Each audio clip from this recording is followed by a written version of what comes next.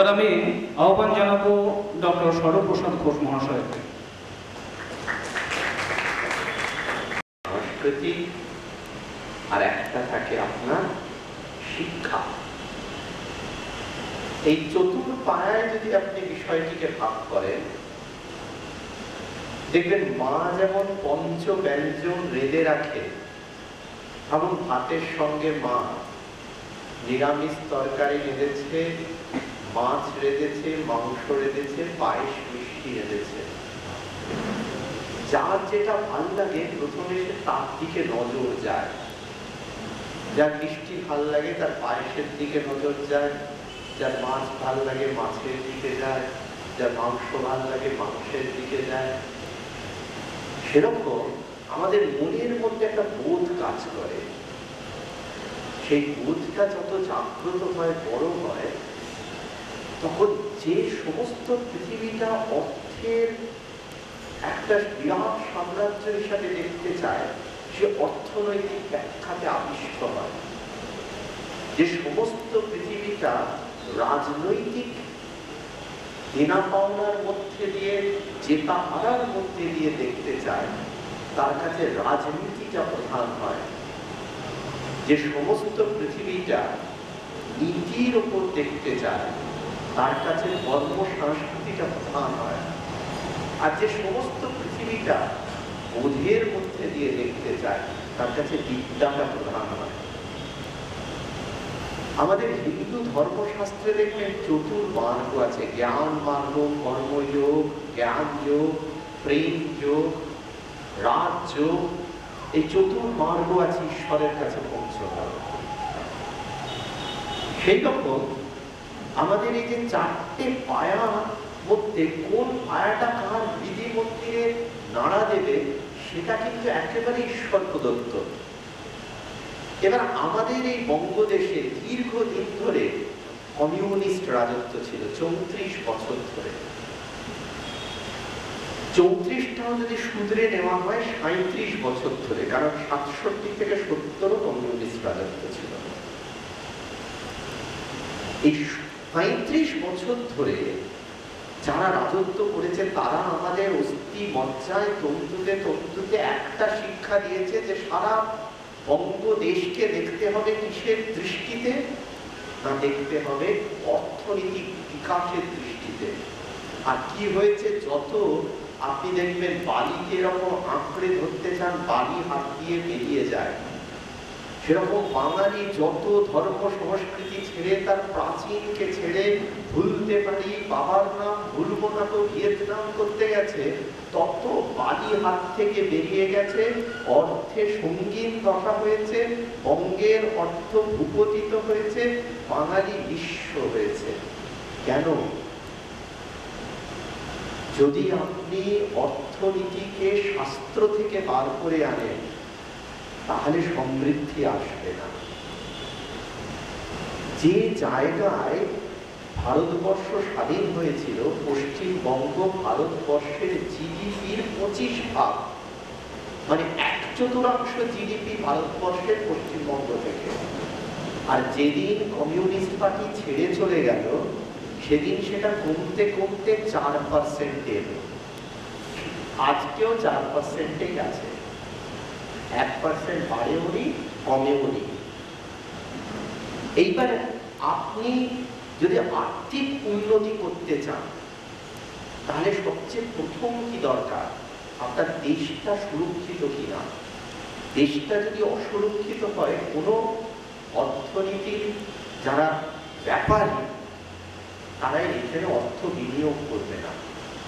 দেশটা যদি কাশ্মীরের মতো একটা বয়লিং পয়েন্ট হয়ে যায়, তাহলে কিন্তু কেউ এদেশে আসবে না। কারণ যে টাকা ঢালবে, সে কিন্তু অনেক বছরের জন্য ঢালবে। সে যদি দেখে যে আর কিছুদিন পর এই দেশে টাকাটা ঢেলে তার লাভটা তোলার আগেই বঙ্গোপসাগরে ভাসতে হবে, সে কিন্তু টাকা ঢালতে ভরসা পাবে না। আপনি তাকে বিশ্ব বাংলা বলে ডাকুন, আপনি তাকে আরো অনেক কিছু বলে ডাকুন, কিন্তু সে এসে টাকাটা ইনভেস্ট করবে কখন? প্রথম আপনার ইনফ্রাস্ট্রাকচার আছে কিনা। আপনি ভাবুন, পশ্চিমবঙ্গ থেকে শান্তিনিকেতনে একদিনে গিয়ে যদি একবেলায় ফিরতে পারেন, জাপানের 3টে দ্বীপের ডিস্টেন্স যা, তার থেকে আমার এখান থেকে শান্তিনিকেতনের ডিস্টেন্স কাছে। আমি যদি একদিনে ওখানে গিয়ে চাকরি করতে পারি, যে বুলেট ট্রেনের স্বপ্ন দেখছেন নরেন্দ্র ভাই মোদী, সেই বুলেট ট্রেনের স্বপ্ন যদি পশ্চিমবঙ্গে সফল হয়, আপনার ক্ষেত্রটা, অর্থনৈতিক ক্ষেত্রটা দেখতে হবে। তো আপনার এটা ওয়ান সিটি স্টেট, কলকাতা ছাড়া আরেকটা সিটির নাম বাঙালি ছাড়া ভারতবর্ষের কেউ জানে না। এইবার ভাবুন, 1000 বছর ধরে যে সম্পদ লুণ্ঠিত হলো, সে সম্পদ গেল কোথায়? ভারতবর্ষ থেকে 1000 বছর ধরে যে ধন লুণ্ঠিত হলো। যদি ভারতবর্ষ গরিব ছিল, আমরা এত পতিত ছিলাম, বিবেকানন্দের ভাষাতেই বলি, বিবেকানন্দ বলতেন যে আমরা হিন্দুরা যদি এতই খারাপ, তো অন্য কেউ এলো কেন? বিক্রমদা বলছিলেন না যে আমাদের দেশের দলিতের ঘরে যদি খাদ্য না থাকে, তাহলে তো অর্থবান লোক তার ঘরে যায় না। সেরকম আমরা হিন্দুরা যদি পৃথিবীতে সবচেয়ে পতিত হতাম, তাহলে আমাদের ঘরে তো সাহেব সুবোধ আসতো না। তারা এসছে কেন? এখানে স্বর্ণালঙ্কার ছিল। তারা এসছে কেন? এখানে ধন দৌলত ছিল। এবার এসে এটাকে 1000 বছর ধরে লুট করলো।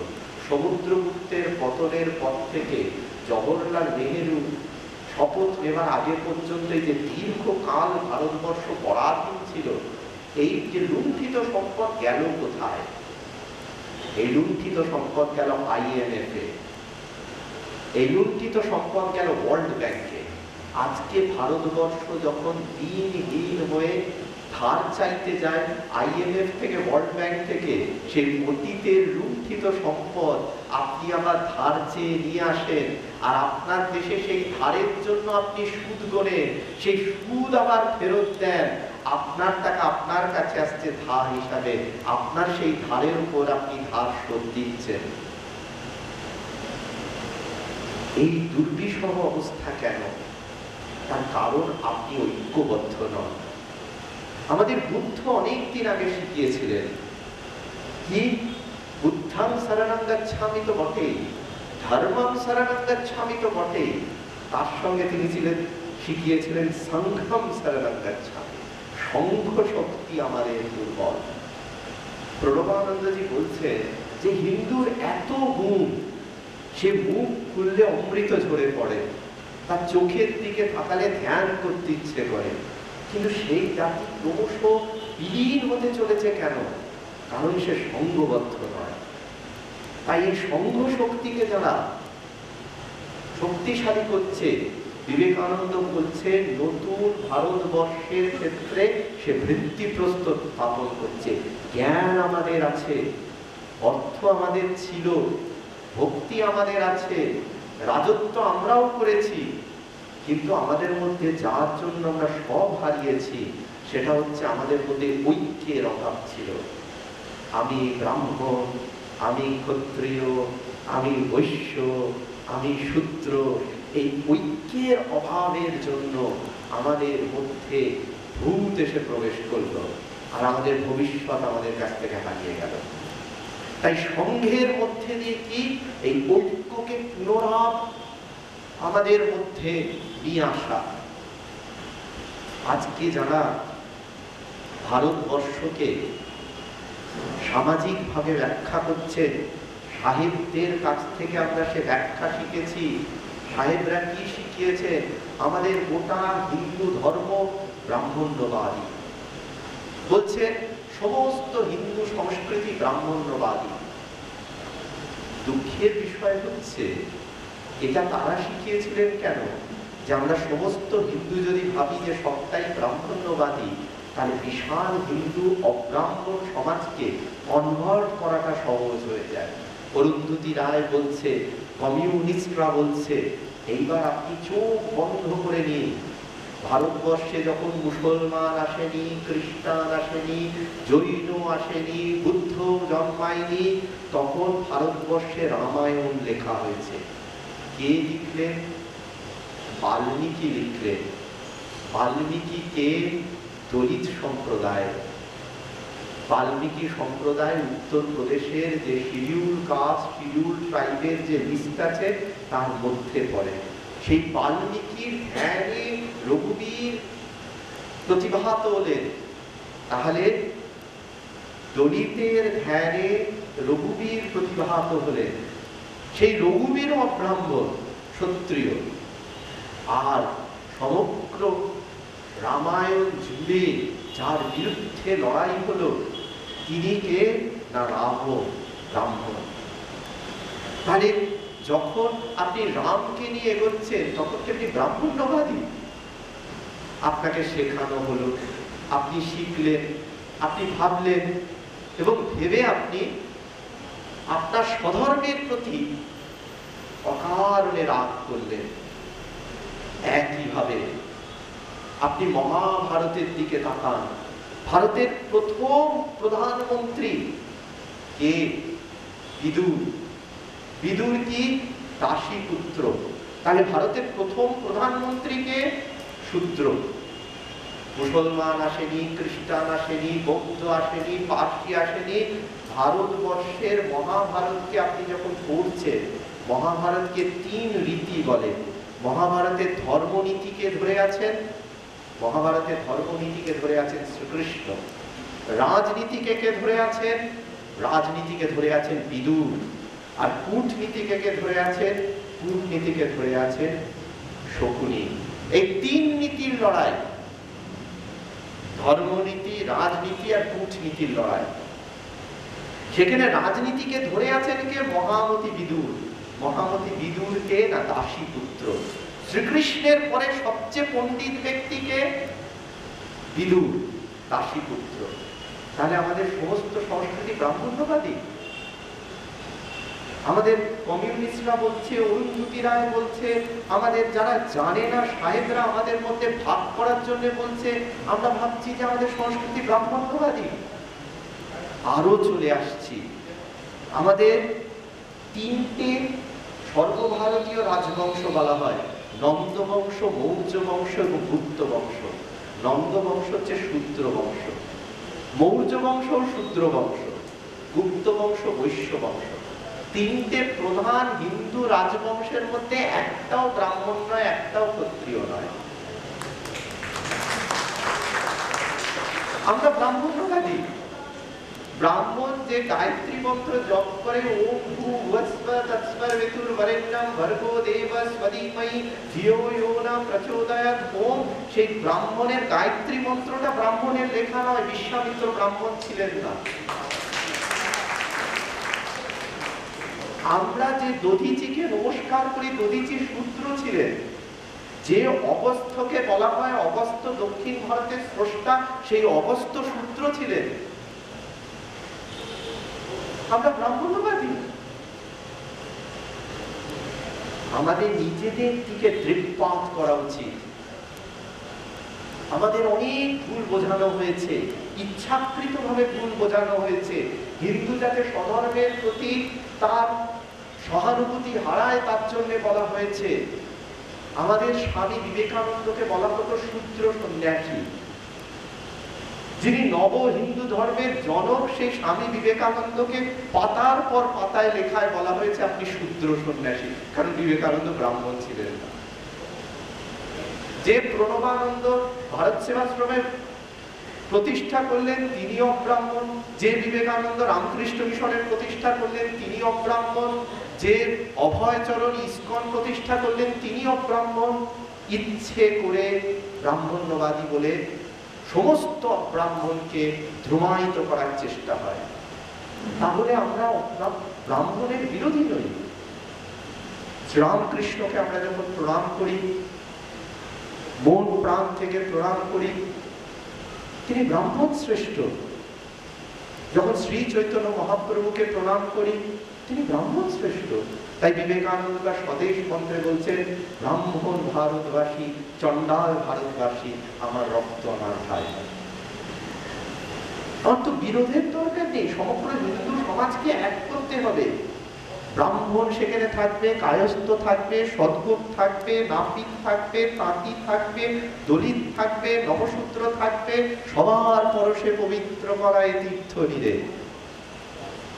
আমাদের মায়ের যখন পুজো হয়, একা ব্রাহ্মণের পুজো হয় না। গোয়ালা দুধ না দিলে পুজো হবে না, মালাকার মালা না করলে পুজো হবে না, পূর্বকার মূর্তি না করলে পুজো হবে না, দলিতে প্যান্ডেল না করে দিলে, মন্দির না করে দিলে পুজো হবে না, রাজায় দান না করলে পুজো হবে না।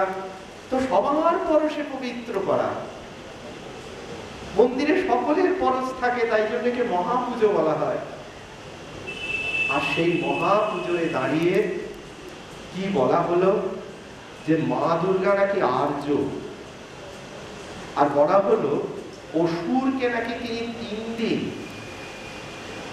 তার সঙ্গে সহবাস করে তারপর হত্যা করেছিলেন।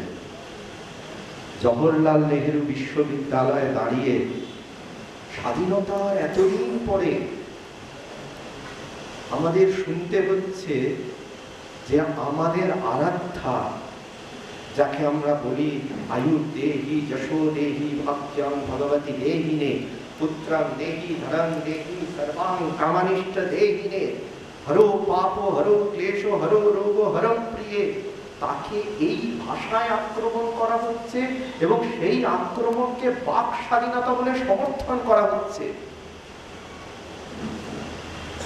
কিন্তু মায়ের ভাবে কোনো ব্রাহ্মণ সূত্রের ভাবই নেই। মা দুর্গা হচ্ছে ব্রহ্মময়ী, অসুর হচ্ছে রজগুণ, অসুর তমগুণ, সিংহ রজগুণ। প্রত্যেকের মধ্যে ব্রহ্মগুণ আছে, প্রত্যেকের মধ্যে রজগুণ আছে, প্রত্যেকের মধ্যে তমগুণ আছে। 3 গুণের প্রকাশ সর্বত্র আছে। এখানে ব্রাহ্মণ সূত্রের কোনো ব্যাপারই নেই। বলে দেওয়া হলো মা হচ্ছেন ব্রাহ্মণী আর অসুর হচ্ছেন শূদ্র। কোথায়? আমাদের সাকার থেকে নিরাকারের পূজার রীতিটাই সাকার থেকে নিরাকারের। আমরা ভগবান যখন বলি, ভয়ে ভূমি, গয়ে গগন, বয়ে বায়ু, আয়ে অগ্নি, নয়ে নীর জল। আমরা মূর্তিটা মাটি দিয়ে গড়ি কেন? যে ভয়ে ভূমি, ভূমি মাটিতে, তাই মূর্তি মাটি দিয়ে গড়া হয়। আর শেষ ভগবানের কি দেখবে? নয়ে নীর জল, তাই জলে বিসর্জন দেওয়া হয়। তাই প্রথম এবং শেষ শব্দ ধরে ভগবানকে মৃত্তিকা জামা ধারণ করে। ধর্ম শব্দের সংস্কৃত অর্থ হচ্ছে যে যে ধারণ করে। আর আমরা গঙ্গায় বিসর্জন করি, কারণ শেষ শব্দ নীর জল। এখানে ব্রাহ্মণ সূত্রের কোনো ব্যাপারই নেই, একদম দর্শনের ব্যাপার, সাকার ব্রহ্ম থেকে নিরাকার ব্রহ্মে যাওয়ার ব্যাপার। সেই সাকার ব্রহ্মে আপনি যদি যে কোনো মূর্তি নেন, মূর্তির ভেতরে একটা দর্শন আছে, মূর্তি ভাঙা যায় না। মূর্তির দর্শন কি আপনি ভাঙতে পারেন? আমি গণপতি যদি সমস্ত 33 কোটির ব্যাখ্যা করার সময় এখানে নেই, কিন্তু যে দেবতার পুজো করে সমস্ত পূজা শুরু হয়, সেই গণেশের পূজা। গণেশের মধ্যে কি ভাব? গণেশের আপনার কান বড়, যে সংসারে থাকতে গেলে বহু কথা শুনতে হবে। তাই সংসারে তুমি যদি থাকতে চাও বাবা, শুনবে বেশি, কিন্তু সব বলবে না, নিজের কাছে রাখবে। তাই গণেশের পেট বড়। 2টো দাঁত আছে, একটা দাঁত পূর্ণ, একটা দাঁত ভাঙা। যে দাঁতটা পূর্ণ, যেটা সাধু কথা, যেটা অমৃত কথা, সবটা বলো। আর যে দাঁতটা ভাঙা, যেটা কটু কথা, যে কথা বললে কেউ দুঃখ পেতে পারে, যে কথা বললে দেশ জন্মাতে পারে, সেটা কিছুটা বলে থেমে যাও, বাকিটা তাকে বুঝিয়ে নিতে দাও। গণেশের গায়ের রং গোলাপি কেন? যে তুমি সংসারে পদ্মের মতো থাকো, সংসার পাপময়, তুমি সেখানে পদ্মের মতো যদি প্রতিষ্ঠা করো, নিজেকে সে তার উপর স্থিত করো, তাহলে তোমার মধ্যে সেই ভাবে থাকা রীতি থাকলে পাপ তোমায় লাগবে না। শ্রীরামকৃষ্ণ সুন্দর ভাষে বলছে যে নৌকা জলের উপর থাক ক্ষতি নেই, নৌকার মধ্যে যেন জল না থাকে। প্রকৃত সন্ন্যাসী সংসারে থাক ক্ষতি নেই, সন্ন্যাসীর মধ্যে যেন সংসার না থাকে। এবার দেশ সেবায় কে নামবে? এই প্রকৃত গৃহী সন্ন্যাসী দেশ সেবায় নামবে, যে নামবার পিছনে তার কোনো স্বার্থ থাকবে না। আমায় এমপি হতে হবে, এমএলএ হতে হবে, মন্ত্রী হতে হবে, রোজগার করতে হবে, পার্টি দেখিয়ে রোজগার করতে হবে, বা মন্ত্রিত্ব দেখিয়ে রোজগার করতে হবে, আমি এর সঙ্গে ছবি তুলেছি সেইটা দেখিয়ে রোজগার করতে হবে। লোভ থাকবে না,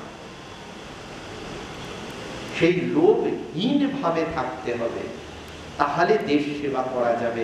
পদ্মের গোটা রীতিটাই তাই। গণেশের গায়ের রং গোলাপি, মাথা সাদা কেন? যে আমি যদি কোনো ধ্যানে বসি, আমার মস্তিষ্ক, আমার ধ্যানের রীতি কি হবে? আনবায়াসড। সেটা কোনো বায়াসড হবে না, সেটা শুদ্ধ হবে, চৈতন্যময় হবে। শ্রীরামকৃষ্ণ বলছেন না, তোমাদের চৈতন্য হোক, এটা চৈতন্যময় হবে। গণেশের চোখ ছোট, কারণ সাধুরা যখন ধ্যান করে অর্থ মোচিত নয়ন থাকে, চোখ অর্ধেক ঢাকা থাকে। গণেশের চোখ ছোট। ইঁদুরের ওপর তিনি উপবেশন করেন, কারণ